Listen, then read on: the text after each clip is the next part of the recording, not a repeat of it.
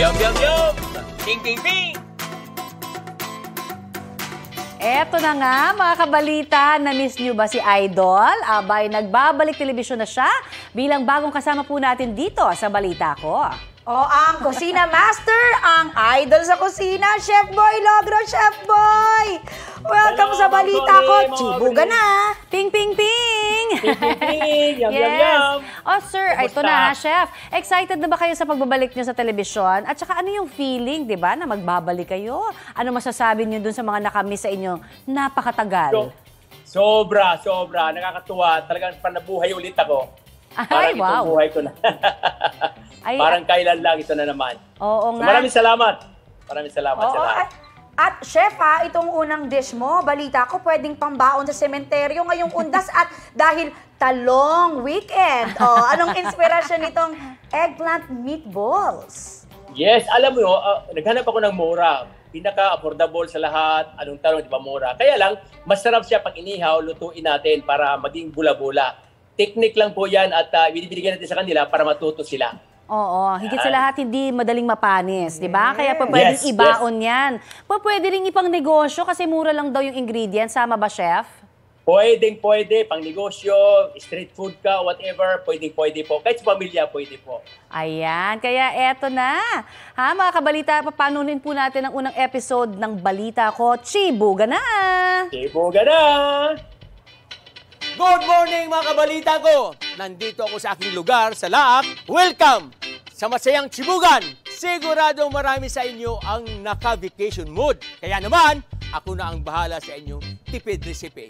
Pero, yummy gamit ang talong! Ano kaya gagawin ko dito? Nandito tayo ngayon sa aking kusina, ng aking pugon. Dahil kanina sa palengke ako at mag-ihaw tayo ng ating talong para sa aking eggplant meatballs, drizzle with mayonnaise. Bago natin ihawin, laging tandaan tusukin ng tinidor. Kasi pag hindi mo tinutusok to, sumasabog.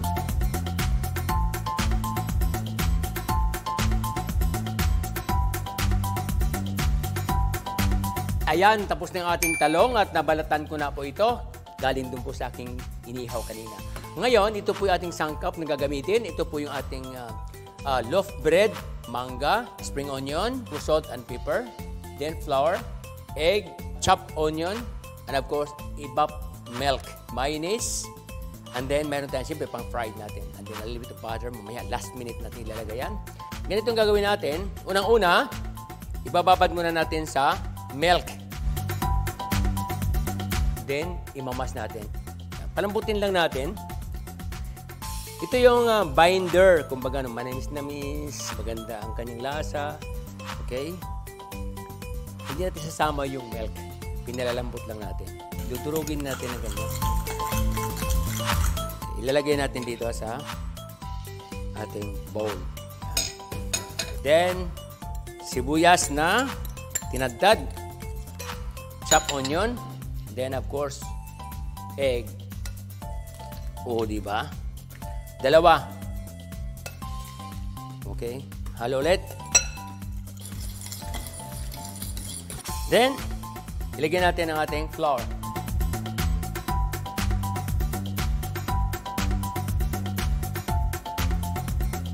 Okay. So, ilagyan natin yung ating inihaw na talong. Lagyan natin. Chop.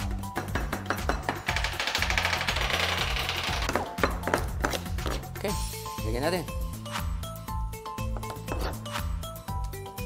So, na-imagine nyo na kung gaano kasarap. Ang ilagay natin is the salt. About 1 teaspoon. Not it, kunti ba? Yummy, yum! Bing, bing, bing! Then, white pepper. May paminta na, may asin na tayo. Haluin ulit natin at titikman natin kung okay na. Yung kanyang texture, tiyan mo, kanyang kalapot dapat. Prepare natin ang ating mantika. At ipiprepare na natin ang ating kalan for frying. Tuturuan ko kayo paano gumawa ng meatballs, eggplant meatballs, kung paano. May technique tayo dyan. Yan ito pagka-determine kapag bumula. Ibig sabihin, mainit na. Okay, ito yung inaabangan nyo na kung paano gumawa ng bula-bula. Napakadali lang. Yung kamay mong kanan, may tubig. Yung kaliwa naman, may kunting tubig lang. Tapos ganyan. Depende sa size. Gusto mo? Maliit, pwede. Pwede naman malaki. Yan. Siyempre, gusto natin medyo malaki. Yan. Okay. Wow. Diretso doon. O, diba? Bilis lang yan, no?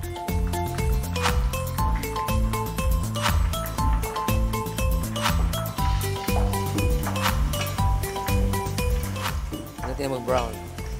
Ito maraming gagaya nito. Kasi mura ang talong. Yung mga anak mo, pag kumain sila, huwag mong sabihin na talong.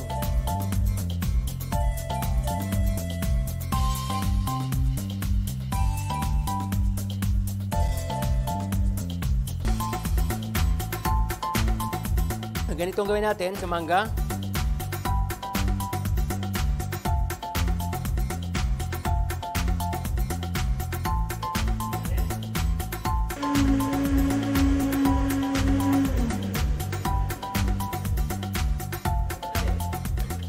Lagyan natin dito ang mangga. Lagyan natin ang mainis. Very simple mainis.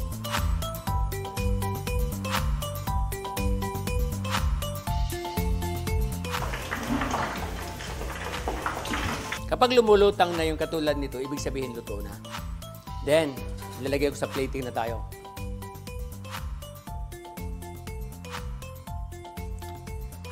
Oh. Tingnan mo yung mixtures niya, yung textures niya, oh. Malapot na yellowish.